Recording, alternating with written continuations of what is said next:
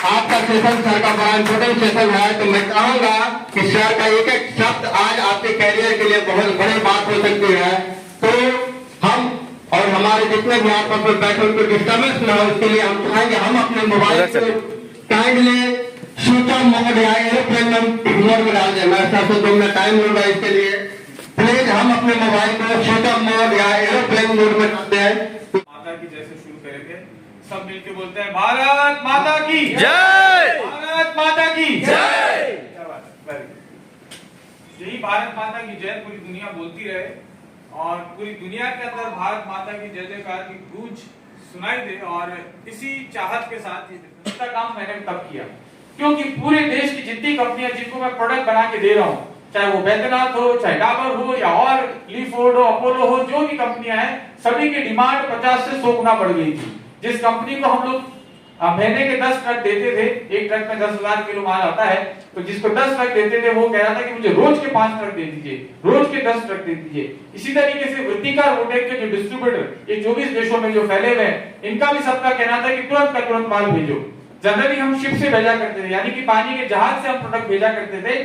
तो लोग कहने लगे कि पानी का जहाज छोड़िए, पानी के जहाज उस समय चल भी नहीं रहे थे, जो चल रहे थे तो बहुत देरी से चल रहे थे। तो लोगों का कहना था कि फ्लाइट से भेज दीजिए। अब 1 लीटर एलोवेरा जूस भेजने के लिए अमेरिका मुझे लगभग फ्लाइट से भेजने के लिए 2,000 रुपए का खर्चा आता है, लेकिन उन लोगों ने कहा 2,000 लगे चाहे 5,000 लेकिन भेज दीजिए। और हमने फ्लाइट से भर के, यानी कि फ्लाइट के कार्गो से हमने ट्रक के ट्रक माल भेजा। हमारा मेटेरियल की कॉस्ट से ज्यादा ट्रांसपोर्टेशन लगी, क्योंकि डिमांड बहुत ज्यादा थी, लोगों को बहुत ज्यादा आवश्यकता थी प्रोडक्ट की, तो लोगों को हमने दिया। और उस समय इतना सब काम करने के बावजूद हमारे स्टाफ की संख्या जितनी थी उसको 3 गुना बढ़ाना पड़ा। गवर्नमेंट ने कहा कि डिस्टेंस रखिए, क्या 2 गज की दूरी, 2 गज की दूरी छोड़िए। हमारी फैक्ट्री के अंदर आधा इंच की सब पास में खड़े होकर, क्योंकि लेबर बहुत सारा थी, काम बहुत ज्यादा था, पास में होकर काम कर रहे थे और डे नाइट में काम चल रहा था। मैं लगभग 16 घंटे फैक्ट्री पर रहता था। मतलब फैक्ट्री पे तो मैं 24 घंटे रहने लगा था, मेरा रूम है फैक्ट्री में ऊपर, तो मैं वहीं रहने लगा था उस दौरान। लेकिन मैं 16-17 घंटे फ्लोर पे खड़ा रहता था। कभी इस एरिया में टेबलेट चल रही है, यहाँ सैनिटाइजर चल रहा है, यहाँ कैप्सूल की फिलिंग हो रही है, यहाँ पे जूस की फिलिंग हो रही है। तो लगातार, क्योंकि बहुत सारी नई लेबर आई थी, बहुत सारा नया स्टाफ आया था, बहुत सारे नए मैनेजर्स आए थे, तो उनको ट्रेनिंग करने का भी वक्त नहीं मिल रहा था, राइट। तो उनके साथ में शाम में मिलकर उनके साथ साथ काम कर रहा था। और जनरली हमारा टर्नओवर 200 करोड़ के आसपास रहता है, लेकिन कोविड के टाइम में हमने 1 साल के अंदर 400-450 करोड़ का टर्नओवर छुआ था। इसके बावजूद मुझे कोविड नहीं हुआ। मैं बहुत सारे लोगों से मिल रहा था। कोविड पेशेंट हमारे पास बहुत सारे आ रहे थे, जो मेरे जान पहचान वाले आ रहे थे। उस कोविड वाला सामने बैठा है, मैं उसको देख रहा हूं, उसको मेडिसिन लिख रहा हूं, उसको प्रोडक्ट दे रहा हूं। उसके अलावा हमने राजस्थान जेल के साथ मिलके हमने कैदियों से काम कराया। 600 कैदी मेरे लिए काम कर रहे थे कोविड के समय, जहां कैदियों से हम लोग सैनिटाइजर बनवा रहे थे। आपने देखा होगा बहुत सारे सैनिटाइजर की डिमांड आई थी, सैनिटाइजर कम पड़ने लग गया था, तो बहुत सारे कैदियों के साथ हम काम कर रहे थे। आए दिन पता चलता था कि ये 20 कैदियों को जो कल रात में हमारे साथ काम कर रहे थे, ऐसे मेरे बाजू में बैठे हुए थे, वो 20 कैदियों को कोविड हो गया। पता चल रहा था कि 4 लोग मर गए, ये 50 को और हो गया, फिर दूसरे आ रहे हैं, फिर पता चल रहा कल जो एडमिट हुए थे उसमें से 2 मर गए।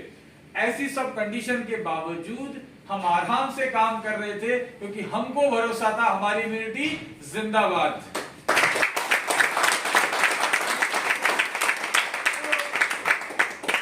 देखिए कि डॉक्टर्स जो है उस समय क्या बोल रहे थे। आप जिस भी डॉक्टर के पास जाते थे कोविड में, तो डॉक्टर्स क्या बोल रहे थे, अपनी इम्यूनिटी को बढ़ाइए, यही बोल रहे थे। yes.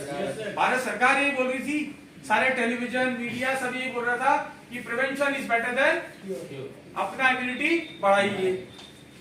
अभी मुझे बताइए, उस डॉक्टर से जाके कोई पूछे कि डॉक्टर साहब मैं आपको पिछले 2 साल पहले जब आया था, मुझे अस्थमा हो रहा था, मुझे जुकाम हो रही थी, मुझे डस्ट एलर्जी हो रही थी, मुझे साइनस की प्रॉब्लम हो रही थी, मुझे बुखार हो रही थी, जो भी पेशेंट आते थे उनको आप, जैसे पेशेंट आया आप फटाक से जो है एंटीबायोटिक्स, तेरे गले में ऐसा हो रहा है अजिथ्रोमाइसिन ठोक दिया, है ना, जो भी है, मतलब एंटीबायोटिक्स आप लोग हमको देते थे, सिट्राजिन देते थे, एंटी एलर्जिक देते थे और एंटीपायरेटिक देते थे, कुछ फीवर वगैरह के लिए मेडिसिन देते थे। डॉक्टर साहब आपने कभी नहीं बोला कि इम्यूनिटी बढ़ा।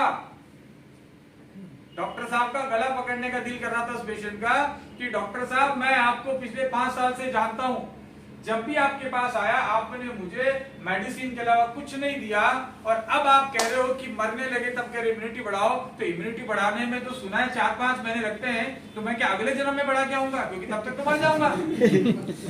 राइट? ऐसा दिल कर रहा था बहुत सारे लोगों का कि उस डॉक्टर का जाके गला दबाऊं, क्योंकि डॉक्टर साहब पहले कह दिया होता 2 साल पहले तो साला अभी तक इम्यूनिटी बढ़ा लेता।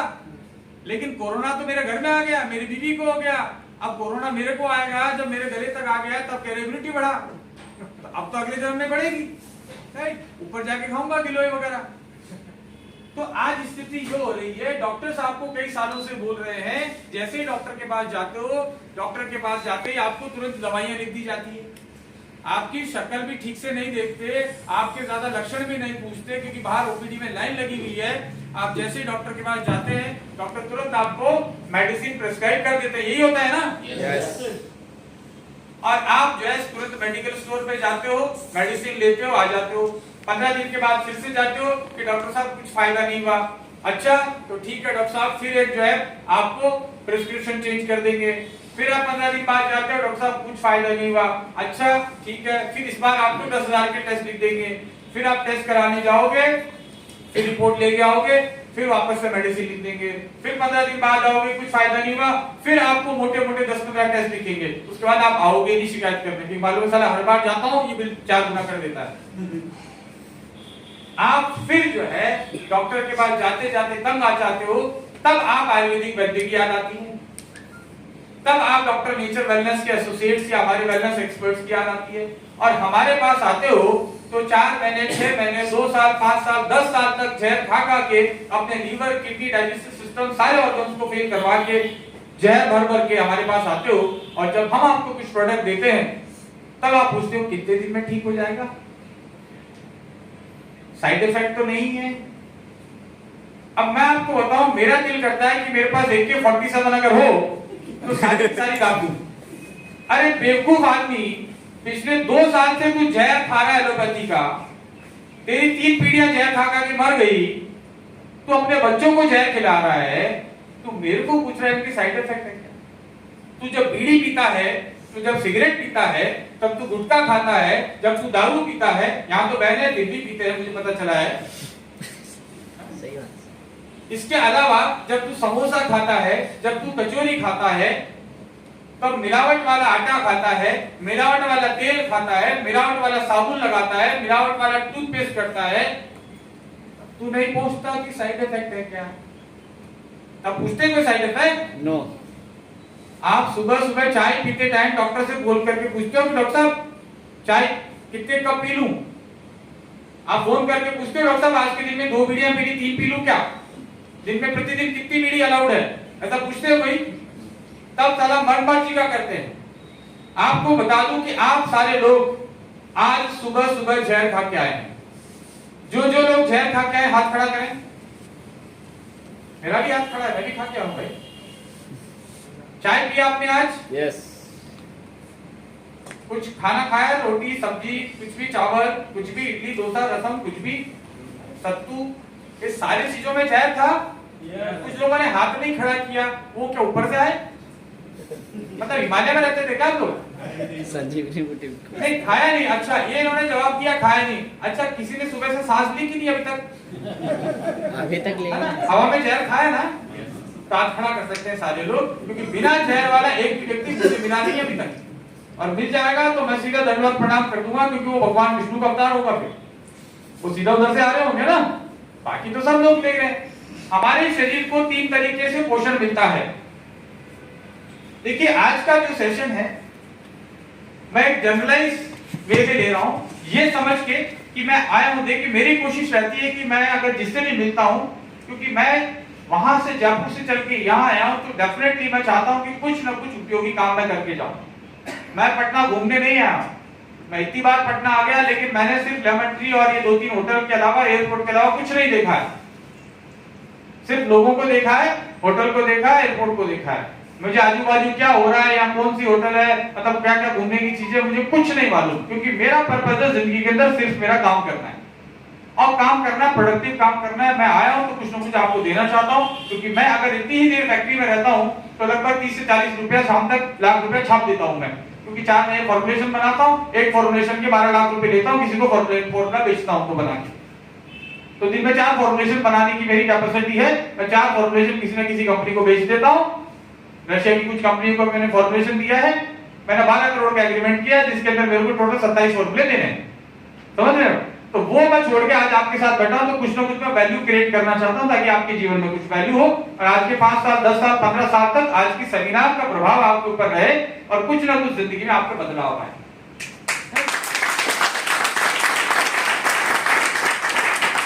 तो हम लोग जहर कैसे खाते हैं दोस्तों? हमारे शरीर के अंदर प्रवेश करती है हवा, वायु, वायु के अंदर जहर है, ये बात तो आप मानते हैं ना? यस। इस जहर को आप मुझे एक सिंपल सी चीज बताइए, आप में से कोई भी, सारे आप मुझे विद्वान, सब पढ़े लिखे लोग, समझदार लोग लग रहे हैं, तो मुझे बताइए कि आप ये जो हवा में जहर खा रहे हैं, क्या ये आपको नुकसान नहीं कर रहा? कर रहा है सर। कर रहा होगा ना? किसी भी रूप में जहर नुकसान तो करता होगा। इस जहर को आप बाहर कैसे निकालते?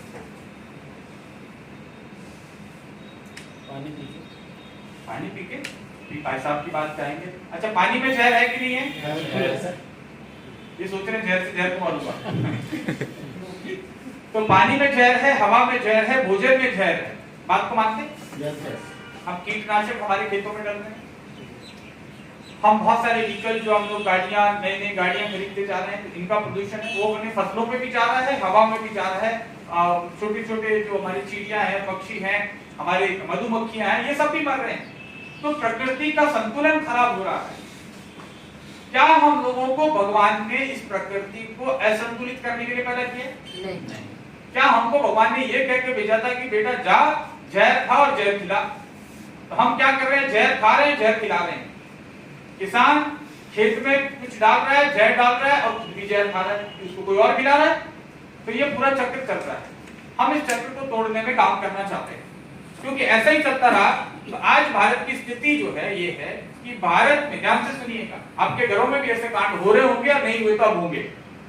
भारत के अंदर एक साल में 22 लाख बच्चे, नंबर को याद करिएगा, 22 लाख बच्चे पैदा होते हैं आनुवांशिक बीमारियों के साथ में।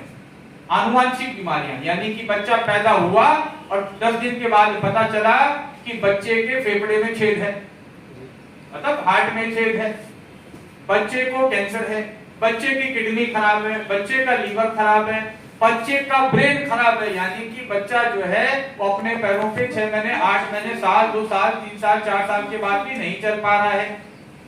या बच्चे को 3 साल के बाद किडनी खराब होगी, लीवर फेल हो गया, हार्ट फेल हो गया, तो इसका वाल्व बदलना पड़ेगा, कैंसर हो गया, या फिर कहते हैं मस्कुलर डिस्ट्रॉफी हो गई।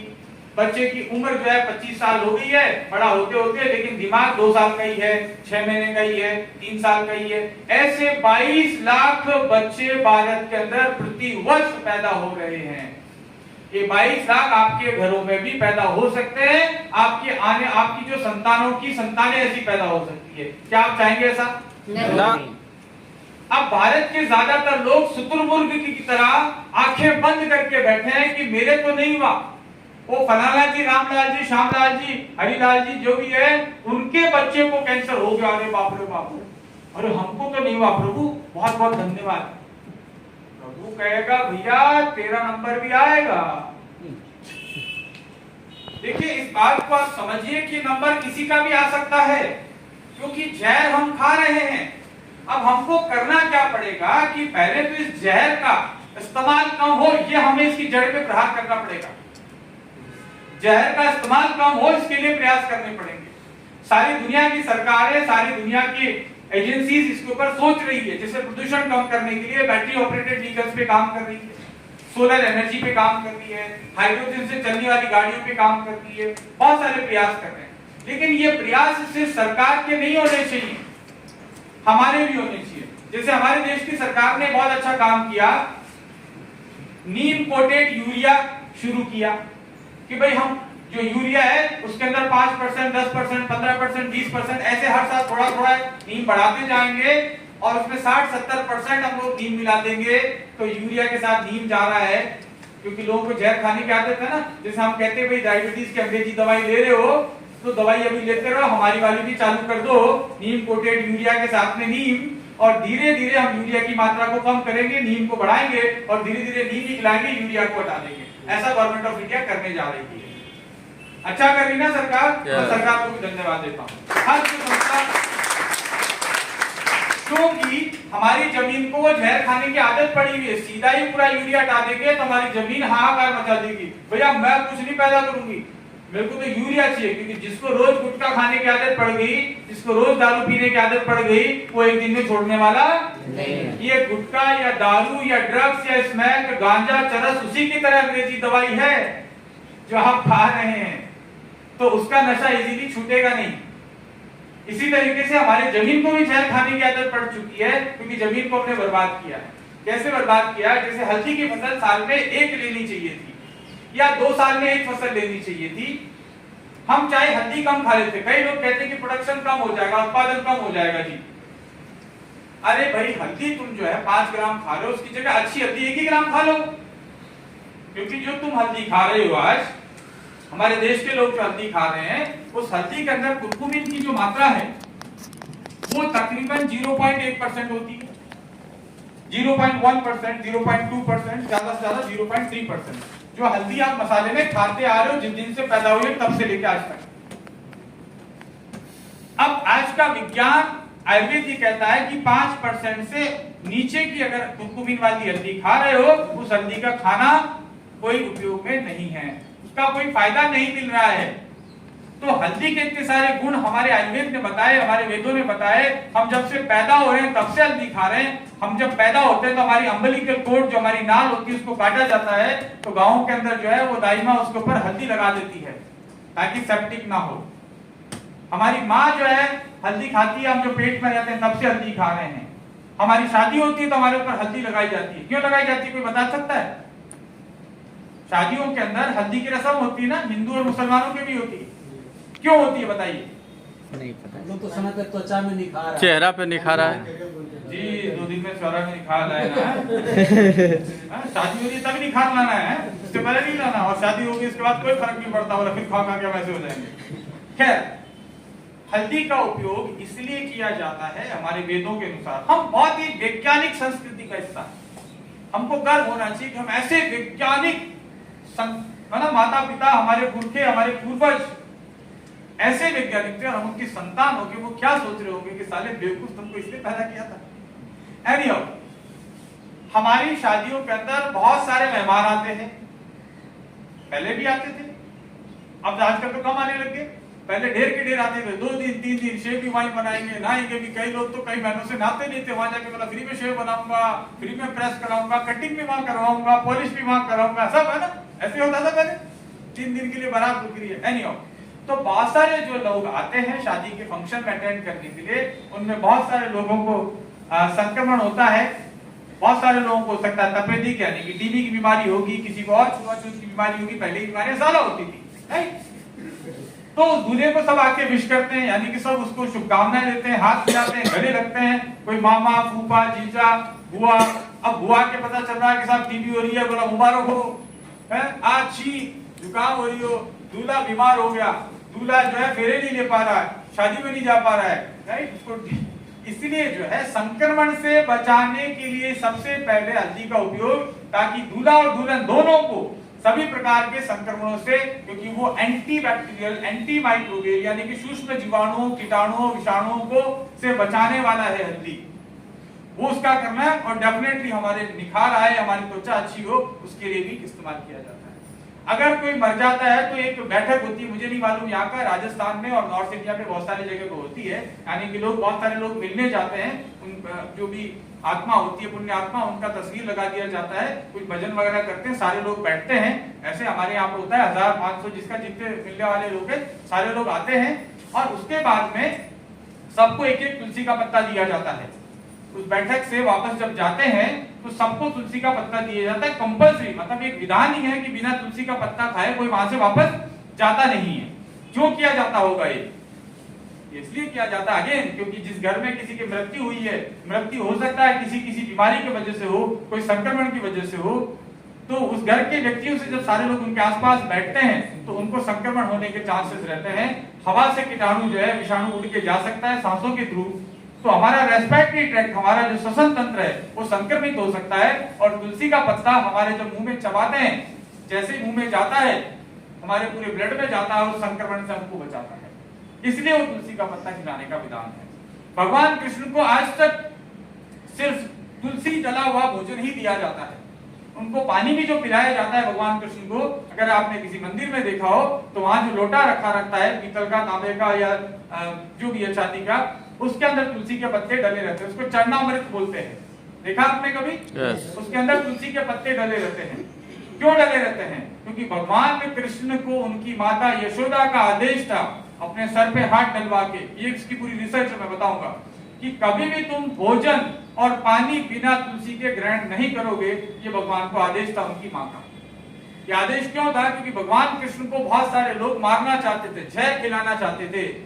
तो माता यशोदा बड़ा दुखी रहती थी, टेंशन में रहती थी कि मेरा बालक जो है बड़ा नटखट है, जहां भी जाता उठा के कुछ ना किसी का कुछ खा जाता है, और ऐसे ही किसी को जैसे पूतना जैसे कोई और उसको आके जहर पिला देगी, कुछ खिला देगी तो हमारा बच्चा मर जाएगा। उसको नहीं मालूम कि कौन है। एनीहाउ, तो उन्होंने एक वैद्यराज से पूछा, वैद्यराज ने कहा कि तुम इसको तुलसी का पत्ता जो है वो खिलाओ।